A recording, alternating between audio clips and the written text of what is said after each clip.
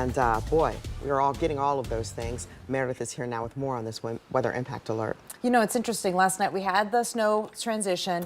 Then we just had these bands set up and they're really not moving much. And that's the problem this morning is some of them are still causing some issues and some accumulation, especially in our southern western counties. Okay. Yeah, and the wind not helping. That's not helping too, because think about it, anything that's on the road, because the temperatures are now below freezing and the wind chill adds it, that's going to make things stick and could add to some icy spots. So lots to talk about. You'll see there are some school delays scrolling there at the bottom of your screen, as well as snow emergencies. You can get those at 10tv.com. But I do want to show you where we have the most intense snow right now. That is further off to our west. Now this could start to linger to the east and impact us here.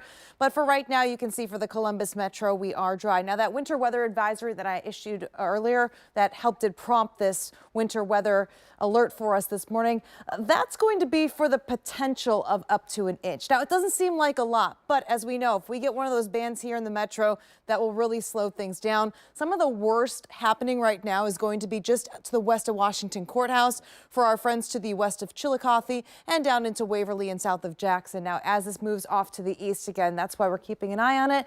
But regardless, we already have some delays this morning, not just on the roads, but maybe to your work or for your kids. So that's why we issued that impact alert. Sometimes things just don't want to move out of the area. And as we go into the week, and especially the weekend, you can see I have another alert that I'm going to talk about coming up in just a bit. But I do want to start to focus on the temperatures too, because that's going to be a major role in our forecast today. There is going to be sun eventually as we go into this afternoon. But don't let the sun fool you. The temperatures with the wind feels like going to be in the single digits and even the teens in some spots. So I'm walking you through this hour by hour. You can see some of these bands setting up. Again, they're very much hit or miss for us, but if you do get caught in one of these things, I'll show it to you as soon as I can. And this would also mean that we could have visibility reduced just like that. There are no snow squall warnings or alerts in place right now, but if you do hear that one for your county, that would mean that the visibility will drop really quickly because of this intense burst of snow. I'm not anticipating that, but it certainly could be possible as we are seeing some of these bands really get going. This is 9 o'clock.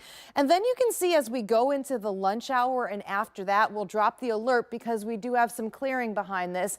And as that moves in, that's what's going to allow for that sunshine. And then our next chance of snow, thankfully, it does look delayed enough that it would be after the commute for Friday morning. We'll be watching the timing on this closely, but this has been pretty consistent in the model runs over the last couple of days that we could see some light snow.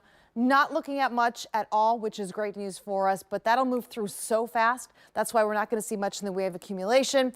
And then we actually dry out for the rest of your Friday. Now, skipping ahead, I don't want to forget to share with you, we now have a weather impact alert for sub-zero wind chill temperatures for a prolonged period for Tuesday morning. This is also new. We're going to be following that for you.